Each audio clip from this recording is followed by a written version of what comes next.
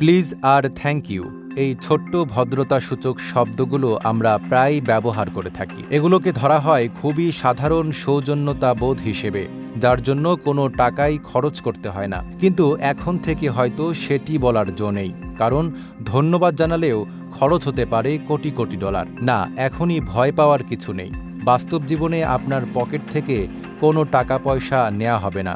এমন ঘটনা মূলত ঘটছে চ্যাটজিপিটি এর ক্ষেত্রে। ওপেন এআই এর প্রধান নির্বাহী স্যাম অল্টম্যান সম্প্রতি জানিয়েছেন, ব্যবহারকারীরা কৃত্রিম বুদ্ধিমত্তাকে ভদ্রভাবে কিছু বলার সময় যে অতিরিক্ত শব্দ ব্যবহার করছেন তার খরচ গিয়ে দাঁড়িয়েছে কোটি কোটি ডলার, আর সেটাও শুধু বিদ্যুৎ খরচের দিক থেকেই। মাঠের অলরাউন্ডার আমি, আর ঘরের অলরাউন্ডার টাইলক্স।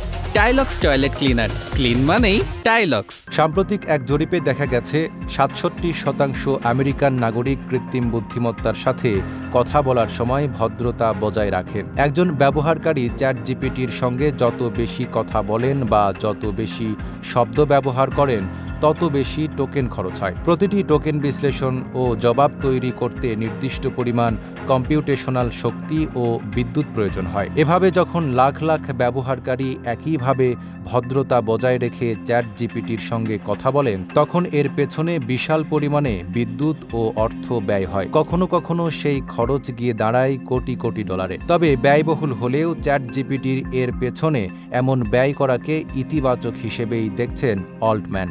ওপেন এআইয়ের হিসাব অনুযায়ী চ্যাটজিপিটি ৩.৫ টার্বোর ক্ষেত্রে প্রতি ১,০০০ ইনপুট টোকেন খরচ হয় প্রায় $.0015। ১,০০০ আউটপুট টোকেন খরচ হয় $.00২। প্রযুক্তির জন্য বিপুল এই বিদ্যুৎ শক্তির খরচ ও পরিবেশগত প্রভাবের পুরনো আলাপই ফের উঠে এলো এ ঘটনায়। Desk report, Dhaka post.